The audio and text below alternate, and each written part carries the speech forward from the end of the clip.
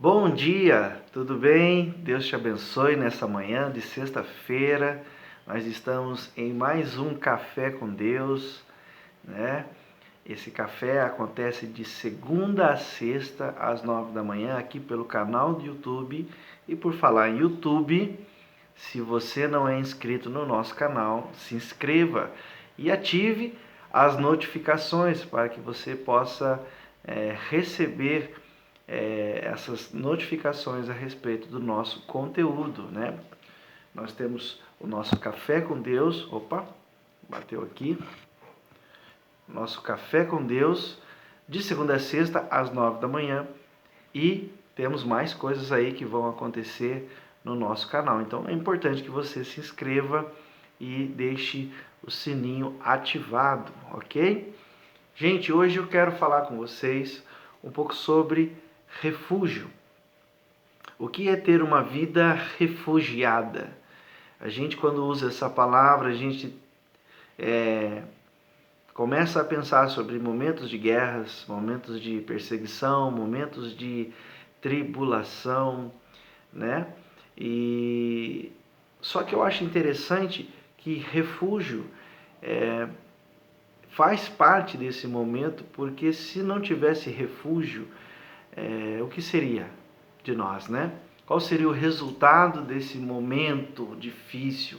Qual seria o resultado desse período que nós estamos passando ali, quando nós estamos envolvidos numa guerra, envolvidos num momento de provação ou tribulação? Salmo 46, eu quero ler com você rapidinho aqui, para que nós possamos meditar e refletir um pouco sobre esse capítulo. Salmo 46, verso 1 diz assim: Deus é o nosso refúgio e a nossa fortaleza, auxílio sempre presente na adversidade. Por isso não temeremos, ainda que a terra trema e os montes afundem no coração do mar, ainda que estrondem as suas águas turbulentas e os montes sejam sacudidos pela sua fúria. Há um rio cujos canais alegram a cidade de Deus, o santo lugar onde habita o Altíssimo.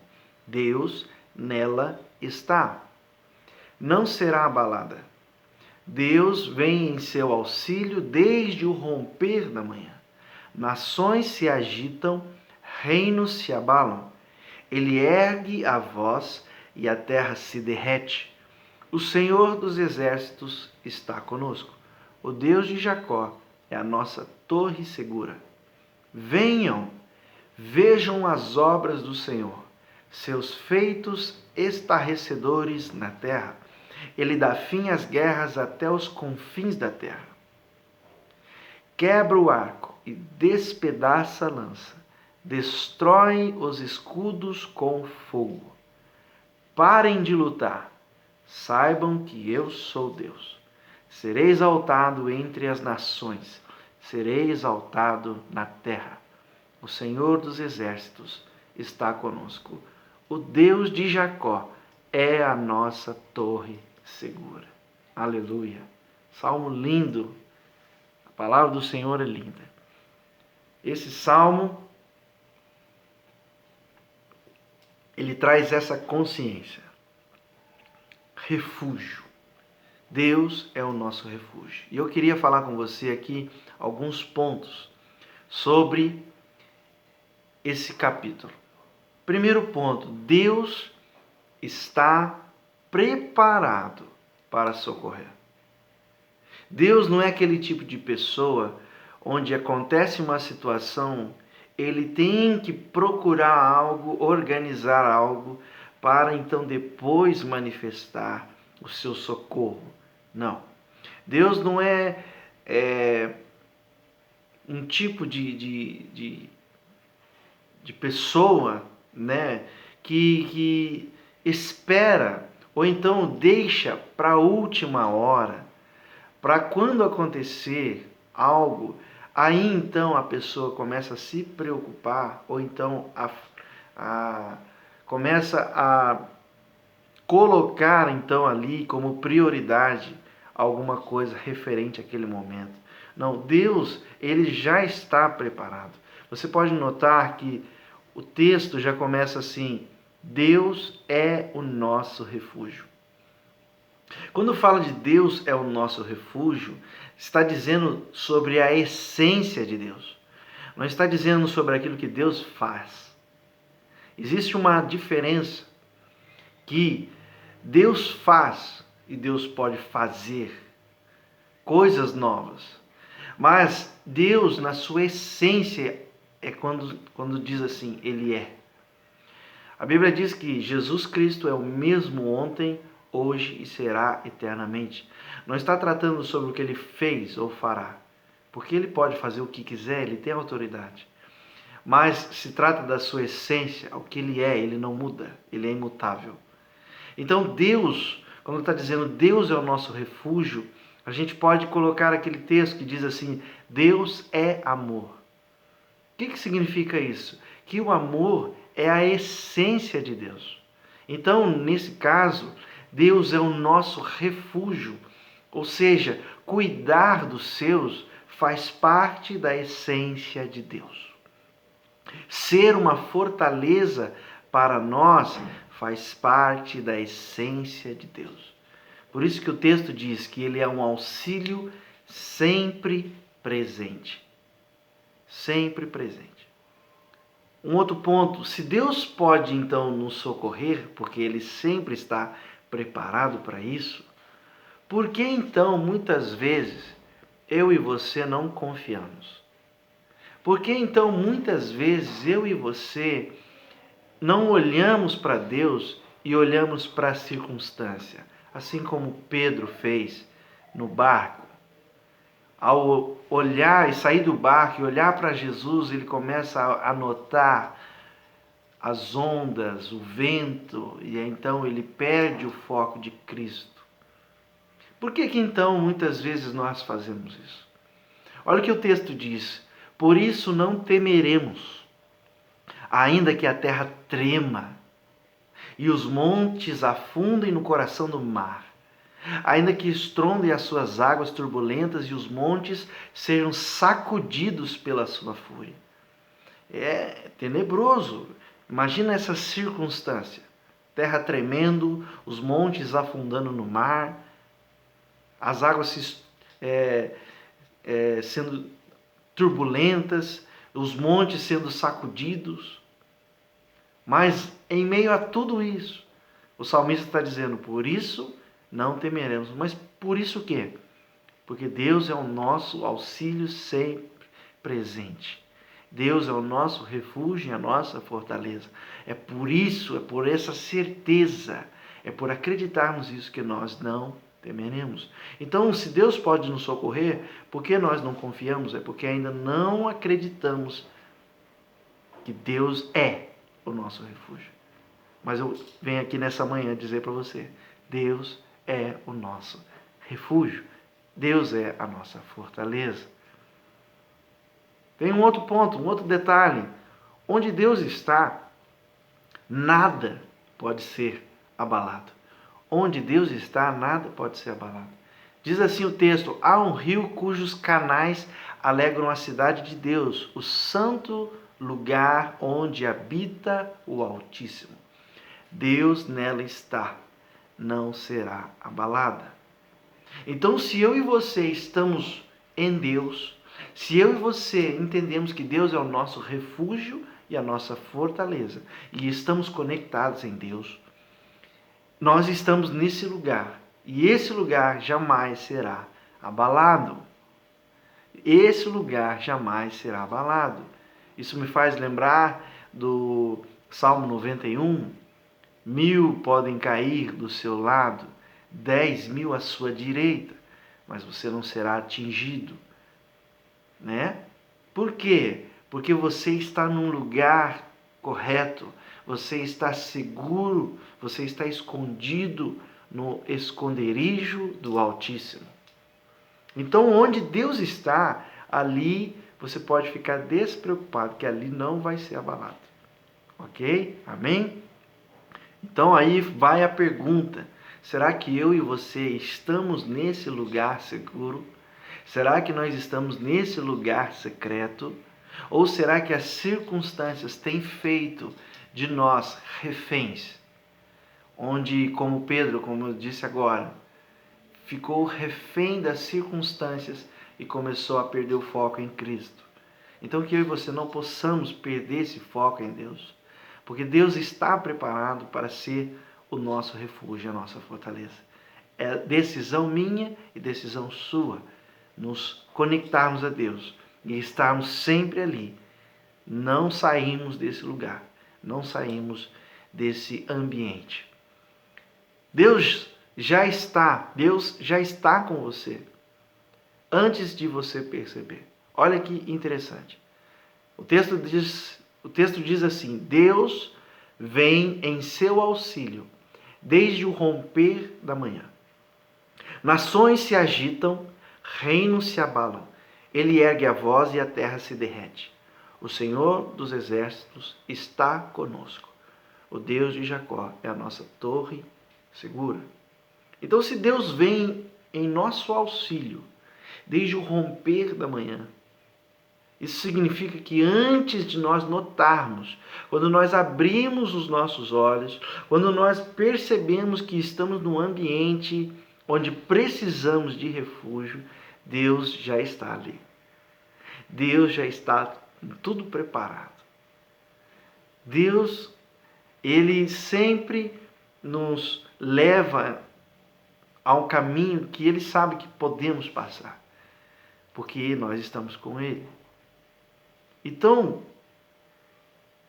eu pergunto para você, e fica essa reflexão nessa manhã: será que eu não consigo perceber os cuidados de Deus? Será que eu não tenho notado que Deus tem cuidado de mim, cuidado do meu tempo, cuidado da saúde, cuidado das circunstâncias? E por mais que essas circunstâncias talvez não sejam no momento tão boas, mas em meio a elas, Deus ainda está cuidando, Deus ainda está sendo o refúgio e fortaleza. Então, o que a gente precisa fazer nesse momento? Nós precisamos ter os nossos olhos voltados em Deus, o autor e consumador da nossa fé, tendo os olhos fixos em Jesus. Tem um outro ponto aqui nesse texto que eu acho interessante, que diz assim: venham, vejam as obras do Senhor, seus feitos estarrecedores na terra. Ele dá fim às guerras até os confins da terra, quebra o arco e despedaça a lança, destrói os escudos com fogo. Então, o que isso está dizendo? Que só é possível ver as obras de Deus quando você está disposto a olhar pela ótica de Deus. Quando nós olhamos no nosso plano, quando nós olhamos pela nossa ótica, fica mais difícil de entendermos o plano de Deus. Então, é possível ver, assim como eles estão dizendo, venham, vejam as obras do Senhor. Mas como as obras do Senhor no meio de um momento onde eu preciso de refúgio, onde eu preciso que Deus seja minha fortaleza? Mas nesse momento Deus está ali atuando. Então só é possível eu e você vermos as obras de Deus quando nós estamos dispostos a olhar pela ótica de Deus. Então, quando nós olhamos pelo modo que Deus está vendo, aí nós começamos a perceber que Deus está quebrando o arco, Deus está despedaçando lanças e Deus está destruindo os escudos, aquilo que nos prende. Deus está atuando. Só que nós muitas vezes não percebemos, porque nós estamos olhando o nosso modo de ver as coisas. Nós não estamos conseguindo ver Deus porque nós estamos com os nossos achismos, ao invés dos princípios da palavra. A palavra de Deus, ela é viva, ela é eficaz. ela consegue discernir. Então a palavra, quando está em nós, ela nos faz refletir de uma forma ampla. Ela nos faz ver as circunstâncias, não pelas circunstâncias, não apenas pelo momento em si, mas pelo propósito que Deus está trazendo através daquilo. Amém? Tem um outro ponto, que nesse momento, nós vimos que nós estamos sendo refugiados. Deus está sendo a nossa fortaleza. E quando nós olhamos e começamos a perceber o que Deus está fazendo, então eu entendo que eu estou em Deus. E quando eu e você estamos em Deus, nós já somos mais que vencedor. Quando eu e você entendemos que estamos em Deus, nós já somos vencedores. Nós já somos mais que vencedores. Eu gosto desse texto, de Romanos, que diz que em Cristo somos mais que vencedores. Porque o que significa um mais que vencedor? Existe algo além do que um vencedor? Sim. Vencedor é aquele que estava na luta e venceu. O mais que vencedor é aquele que foi agregado àquela vitória. Talvez ele nem sofreu tudo aquilo, mas ele foi agregado à vitória. Então, como eu e você pertencemos a Deus, como eu e você pertencemos a Cristo, em Cristo nós somos mais que vencedores. Aleluia. O texto diz assim: parem de lutar, saibam que eu sou Deus. Olha que lindo. Nós estamos ali no momento da circunstância, lutando, fazendo as coisas com as nossas mãos, tentando criar alguma alternativa para sairmos daquela situação. E Deus só está dizendo: parem de lutar, saibam que eu sou Deus. Saibam que eu sou Deus. Agora, como eu e você vamos saber que Deus é Deus? Quando nós estamos olhando para Ele, quando nós estamos em comunhão com Ele. Serei exaltado entre as nações, serei exaltado na terra. O Senhor dos Exércitos está conosco. O Deus de Jacó é a nossa torre segura. E para encerrar, Deus será o refúgio quando eu e você aprendermos a pausar a nossa vida para compreender o que Deus quer. Como assim? Se você for ler, depois você pode ler, leia durante esse dia, Salmo 46. Você vai ver que em alguns momentos, como é um hino, como é uma canção, ele tem uma palavra chamada pausa. Você vai ver que tem ali pausa. Isso me fez refletir algumas coisas. Muitas vezes nós estamos no momento da guerra, no momento da tribulação, Deus está sendo o nosso refúgio, nossa fortaleza, só que nós não estamos percebendo, porque nós estamos ali lutando com as nossas próprias mãos e sem discernimento olharmos para Deus, para ver o que está acontecendo, para ver qual é o propósito daquilo. E o que Deus usa? A pausa. Pausa. Na música é muito interessante, porque a música ela não é somente a constância de sons organizados. A música ela também atribui pausas. Porque eu só valorizo o som quando eu vejo períodos de pausa.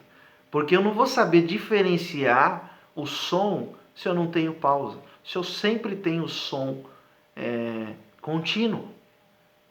Então, pausa significa um momento de percepção, um momento de discernimento.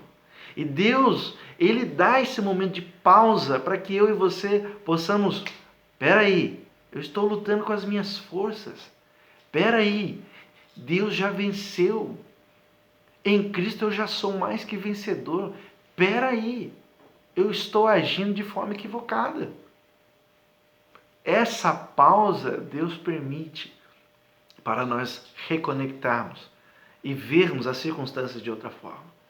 Então a pausa, ela serve para nos atentarmos, para provocar em nós um próximo passo.